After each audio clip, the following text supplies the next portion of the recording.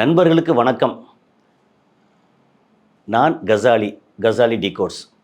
இது பொதுவாக உலக செய்திகள் தினந்தோறும் பேசுகிறோம். இன்றைக்கி நம்ம என்ன சொல்கிறோன்னா, இங்கே லோக்கலில் இருக்கக்கூடிய அரசியல் நான் டெய்லி சொல்கிறோம். இந்த மாதிரி லோக்கல் பாலிட்டிக்ஸு, அப்புறம் சினிமா, அப்புறம் பொதுவான கருத்துக்கள், சமூக கருத்துக்கள் இதெல்லாம் பேசுகிறோன்னு சொல்கிறோம். சமூக கருத்துக்கள் இடையில கொஞ்சம் கொஞ்சம் போட்டோம். ஏன்னா சில கடை வைக்கிறது எப்படி, இல்லை வேறு விஷயங்கள் அப்படின்ற மாதிரி சொன்னால் அது ஜாஸ்தி போட முடியல. ஏன்னா இடையில உலக செய்திகளில் ஈரானோட போர் ரொம்ப ஆக்குபை பண்ணிருச்சு. அந்த நேரத்தில் வேறு எதுவும் நம்ம டைவெர்ட் பண்ண வேண்டாம்னு சொல்லி போடலை. அப்புறம் இடையில கொஞ்சம் சினிமா தயாரிக்கிறத பற்றி வேறு கொஞ்சம் போட்டோம். அதுக்கு நல்ல ரெஸ்பான்ஸ் கிடைச்சது. அந்த அளவில் அதாவது பார்வை வியூஸ் ஓரளவு கம்மியாக தான் இருந்துச்சு. என்ன காரணம்னா, எல்லாருக்கும் சினிமா தயாரிக்கிறத பற்றி, சினிமா எடுக்கிறத பற்றி பிடிக்காமல் இருக்கலாம். ஆனால் தேவைப்படுறவங்க நிறைய பேர் பார்த்து உண்மையிலே பெரிய அளவுக்கு பின்னூட்டத்தில் அப்புறம் எனக்கு ஃபோனில் அங்கே போட்டிருந்த ஃபோனில் நிறையா வந்துச்சு. ஸோ அது ஒரு பக்கம். இப்போ நம்ம இந்த லோக்கல் பாலிட்டிக்ஸ் இருக்கு இல்லையா, அதை நான் நிறையா உள்ளே இறங்கி ஒவ்வொரு ஊராக சில ஊருக்கெல்லாம் போய் அலைஞ்சு பார்த்து அப்புறம் டேட்டாஸ் எல்லாம் எடுத்திருக்கோம். அப்போது அதில் என்ன நிகழ்ந்துக்கிட்டு இருக்குது. இப்போது எலெக்ஷன் டேட்டு, அதாவது 21ஆம் பிரச்சாரம் முடிஞ்சிருச்சு. முடிஞ்சதுக்கப்புறம் 23ஆம் ஏப்ரல் 23 தேர்தல் நாள். அப்படின்னா தேர்தல் நாள் வரைக்கும் திமுக இப்போ நம்ம கட்சின்னு எடுத்துட்டோம்னா அதை பற்றி கொஞ்சம் விரிவாக அப்படியே கொஞ்சம் லேசாக அலசிடலாம். இப்போ திமுக அப்படின்னு சொல்லியாச்சுன்னா அவங்க எல்லா விதத்துலேயும் ரொம்ப ஹையாக இருக்காங்க. ஏன்னா திமுக நம்பர் 1 எடுத்திங்கன்னா கூட்டணி. திமுக இருக்கட்டும், இந்த பக்கம் தேமுதிக இருக்குது, காங்கிரஸ் இருக்குது, விடுதலை சிறுத்தைகள் இருக்காங்க, அப்புறம் 4 அல்லது 5 இஸ்லாமிய கட்சிகள் இருக்காங்க. ஏன்னா ஒரு முஸ்லீம் ஓட்டு கூட வெளியில் எங்கேயும் போயிடக்கூடாது அப்படின்னு இஸ்லாமிய கட்சிகள் இருக்காங்க. அப்புறம் இளைஞர்கள் இருக்காங்கன்னா விசிகால இளைஞர் இருக்காங்க, திமுகவில் கொஞ்சம் ஓரளவு இளைஞர் இருக்காங்க, பயன்பெற்ற இளைஞர்கள் அங்கே கொஞ்சம் இருக்காங்க. அதுபோக பிரச்சாரம் பார்த்திங்கன்னா பயங்கரமாக நேரில் போகிற பிரச்சாரம். ஒரு பக்கம் அவர் ஸ்டாலின் சிஎம் அவர் பயங்கரமாக அலைஞ்சு பிரச்சாரம் பண்ணுறாரு. அப்புறம் அதுக்கு கட்டமைப்பு, அந்த பிரச்சாரம் சிஸ்டம்னா ஒரு லட்சம் பேர் கூடினான்னா 1,00,000 பேரும் அழகாக அப்படி கூடுறாங்க. அவங்களுக்கு எல்லா விதமான குடிநீர்லேருந்து சாப்பாடுலேருந்து எல்லாம் கொடுக்குறாங்க. அப்புறம் வர்றவங்களுக்கு கவர் கொடுக்குறாங்க. எல்லாம் நடந்துக்கிட்டு இருக்குது. இன்னொரு பக்கம் பார்த்திங்கன்னா இவர் உதயநிதி ஸ்டாலின் அவர் ஒவ்வொரு முறையும் புதுசாக ஒரு என்ன சொல்கிறது, ஒரு டேக்லைன்னு சொல்லுவாங்க, அல்லது ஒரு முக்கியமான ஒரு ஒரு கோர் ஒரு விஷயத்தை எடுத்துக்கிறாரு. ஒரு டைமில் 21 அந்த டைம் நினைக்கிறேன், 21 அப்போ பார்த்திங்கன்னா அந்த எய்ம்ஸு செங்கல் ஒன்று எடுத்துக்கிட்டு இதுதான் எய்ம்ஸு, ஒரே ஒரு செங்கல் வச்சாங்க, அந்த செங்கலை நான் தூக்கிட்டு வந்துட்டேன் அப்படின்னு அது பரபரப்பாக போச்சு. அப்புறம் அதுக்கப்புறம் பார்த்தா 29 காசை பெருசாக பிடிச்சிக்கிட்டு நம்ம ₹1 கொடுத்தோம்னா நமக்கு ரிட்டர்ன் கிடைக்கிது, வெறும் 29 காசு தான் கிடைக்குது அப்படின்னு 24 பார்லிமெண்ட் எலெக்ஷனில் போட்டு எல்லாம் பேசினாங்க. ஸோ 21 மெஜாரிட்டியோட ஃபுல் மெஜாரிட்டி நல்லா ஜெயித்தாங்க. அப்புறம் 24 40க்கு 39 ப்ளஸ் பாண்டிச்சேரி 40க்கு 40 ஃபுல்லாக ஜெயிச்சிட்டாங்க. போய் என்ன பண்ணாங்க அப்படின்னு சொல்லி கேள்வி கேட்குறாங்க. ஆனால் நல்லது நிறையா பண்ணியிருக்காங்க ஒரு பக்கம். இன்னொரு பக்கம் பார்த்திங்கன்னா அந்தந்த ரீஜனில் இருக்கக்கூடிய ஒவ்வொரு பழைய தலைவர்கள், புதிய ஆட்கள் எல்லாம் சேர்ந்து பிரச்சாரத்தில் எல்லா இடம் பண்ணுறாங்க. அது இல்லாமல் அங்கே பெண் மீடியா, இந்த மாதிரி அவங்களுடைய டிஎம்கேட ஐடி விங் அதெல்லாம் பார்த்திங்கன்னா வளைச்சு பயங்கரமாக எல்லா இடமும் யார் என்ன பேசுனா அதுக்கு கவுண்டர் கொடுக்குறதுலேருந்து மீடியாவை அவ்வளோ பயன்படுத்தினாங்க. அப்போது இந்த மாதிரி ஒரு ராட்சச அளவுக்கு வளர்ந்து நிற்கிற திமுகவுக்கு முன்னாடி எந்த கட்சியும் வர முடியாது அப்படின்ற அளவுக்கு உண்மையிலேயே ஒரு பெரிய ஒரு பிரம்மாண்டம் இருந்தது. ஏன் பாஸ்ட் டென்ஸை சொல்கிறேன்னா, அது 21 அல்லது 23ஆம் ஓட்டு போடுற வரைக்கும் இருந்தது. சரி, அது அப்புறம் அதிமுக அந்த கூட்டணி எடுத்துக்கிட்டோம்னா அதில் பலமான கட்சி என்ன? அதிமுக பலமான கட்சி. இதுக்கு முன்னாடி 18% ஓட்டில் 22% வாக்கு அப்படின்னு சொல்லியிருந்தா கூட அவங்களுக்கு பலம் சேர்த்ததில்லை. ஏன்னா ஜாதி ரீதியாக சென்னை மட்டும் விட்டுட்டு, சென்னை தனித்துவமானது, அது ஜாதியெல்லாம் தாண்டி இனம், இப்போ தமிழ், மலையாளம், தெலுங்கு, கொஞ்சம் கன்னடம் எல்லாம் இருக்காங்க, இங்கே மிக்ஸ் ஆகியிருக்காங்க. இங்கே ஜாதி பார்த்து ஓட்டு போடுறத விட அந்த வயசு ப்ளஸ் யார் நமக்கு நல்லா பண்ணியிருக்கா, என்ன பண்ணியிருக்கான்னு பார்த்து பண்ணுறது உண்டு. அப்படி பண்ணுறதுல திமுக எல்லாத்தையும் மெஜாரிட்டி இருக்குது அப்படிங்கிற ஒரு கட்டமைப்பு இங்கே இருக்குது. ஓகே, ஆனால் இதை விட்டு வெளியே போயாச்சுன்னா எல்லா இடங்கள்லையும் ஜாதி ஒரு முக்கியமான விஷயம் நடக்குது. ப்ளஸ் மதம் எடுத்தோன்னா மெஜாரிட்டி எப்படி பார்த்தாலும் முஸ்லீம் வந்து ஒரு அரௌண்ட் 8% தமிழ்நாடு முழுக்க இருக்கான்னு தரவுகள் கொடுக்குது. அப்புறம் இவங்க வந்து கிறிஸ்டியனும் கிட்டத்தட்ட ஒரு 7 to 8%க்குள்ளே, அப்போ முஸ்லீம் கிறிஸ்டியன் 2 சேர்ந்தா 15% அப்படின்னு டேட்டா கொடுக்குது. ஸோ இந்த மாதிரி இடங்களில் கிறிஸ்துவ ஓட்டு விஜய்க்கு நிறையா போகுது. அதாவது வயசு வித்தியாசம் இல்லாமல் நீ 18 வயசுல இருந்து 50 வயசு வரைக்கும் எடுத்தால் கூட கிறிஸ்துவ ஓட்டு நிறையா விஜய்க்கு போகுது.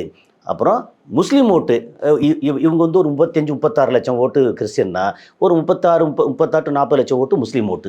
எது ஓட்டு போட்டவங்க இதில்.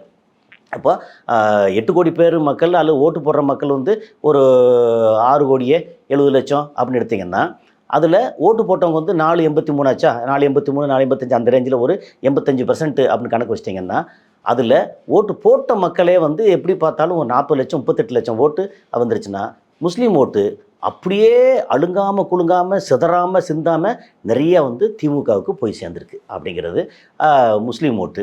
அப்புறம் இந்த இதில் வெளியில் பார்க்கும்போது பறையர்கள், அப்புறம் சவுத்தில் போனால் பல்லர்கள், அப்போ எஸ்சி எஸ்டி இந்த இதில் அந்த அந்த பிரிவில் பார்த்திங்கன்னா வட தமிழ்நாடு எல்லாமே பறையர்கள். அப்படின்னா நம்ம இவரோட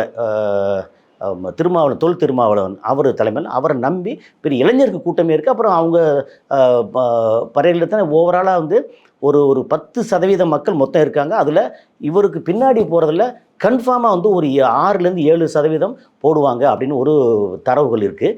சவுத்தில் பார்த்திங்கன்னா பல்லர்கள், அப்புறம் தேவேந்திரகுல வேளாளர் அப்படின்னு சொல்லி அந்த ஒரு கூட்டம் அது பறந்து விரிந்து பிரிஞ்சு இருக்குது. அவங்க ஒரு 10% மேலே இருக்காங்க அப்படின்னு சொல்லி தரவுகள். அது வந்து பிரித்து போடுவாங்க. ஏடிஎம்கேக்கும் போடுவாங்க, டிஎம்கேக்கும் போடுவாங்க, நாம் தமிழருக்கும் போடுவாங்க, விஜய்க்கும் போடுறாங்க அப்படின்ற மாதிரி ஒரு இது வந்ததா.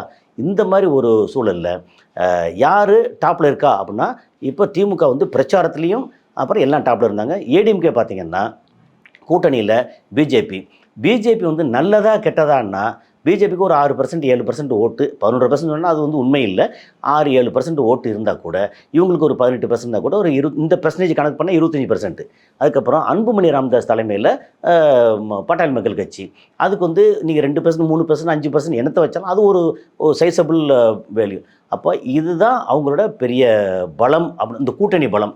இந்த கூட்டணியில் முக்கியமான இன்னும் ஒரு பெரிய பலம் ஏடிஎம்கேல சேர்ந்தது என்னென்னா டிடிவி.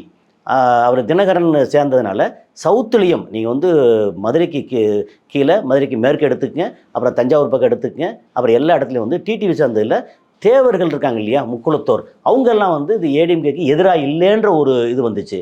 அதை பிரேக் பண்ணுறதுக்கு ஓபிஎஸ் இங்கே டிஎம்கேல சேர்த்துக்கிட்டாங்க. அதுக்கப்புறம் வெளியில் நின்று சசிகலா அண்டு ராம்தாஸ் வந்து தன் மகனுக்கு யாரும் ஓட்டு போடாதீங்கன்னு அவர் கொஞ்சம் பிரித்தார். சசிகலா மேடம் வந்து டிடிவிக்கு எதிராக இந்த மாதிரி ஏடிஎம்கேக்கு எதிராக பேசின உடனே அது கொஞ்சம் கலகலத்துச்சு. அப்போது நீங்கள் இதை பார்த்திங்கன்னா அந்த வெயிட்டேஜ் பார்த்திங்கன்னா எல்லா விதத்துலேயும் திமுக மேலே இருக்குது, அதிமுக கூட்டணி கொஞ்சம் கீழே இருக்குது. சரி, அடுத்து நாம் தமிழர் கட்சி அவருக்கு வழக்கம் போல் 8-10% அப்படின்னு பேசிகிட்டு இருந்தது. ஏன்னா அதுக்கு மேலே அவருக்கு வர வாய்ப்பு இல்லை, யார்ட்டையும் கூட்டணி கிடையாது. அவரை நம்பி வர்றவங்க வந்து அந்த ஒரு குறிப்பிட்ட அளவுக்கு தமிழ் தேசியம் பேசுகிறவங்க, வயசு வித்தியாசம் இல்லாமல் தமிழ் தேசியம் பேசுகிறவங்க.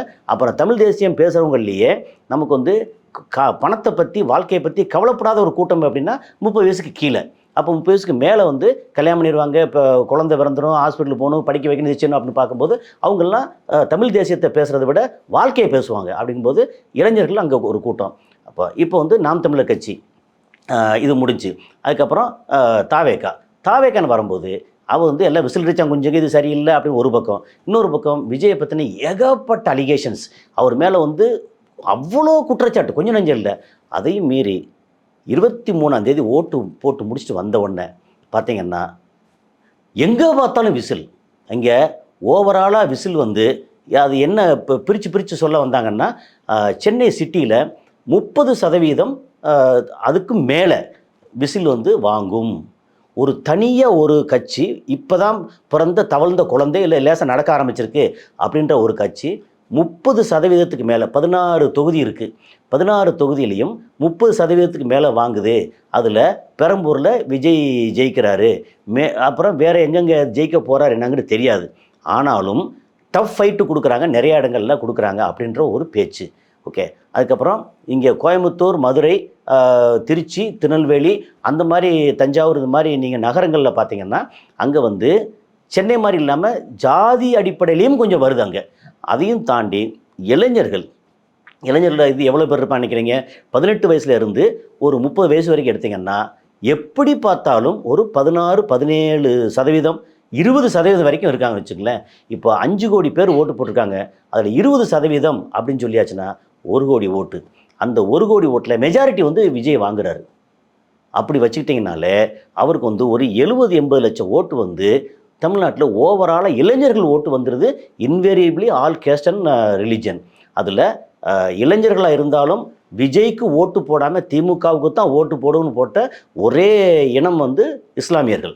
ஏன்னா இஸ்லாமிய ஓட்டு தான் இப்போ அடுத்து ஒருவேளை திமுக மொத்தத்துக்கு மெஜாரிட்டி வந்து ஜெயிச்சு வந்தது அப்படின்னா அதுக்கு முக்கிய காரணமாக இருக்க போகிறது இஸ்லாமியர் ஓட்டு.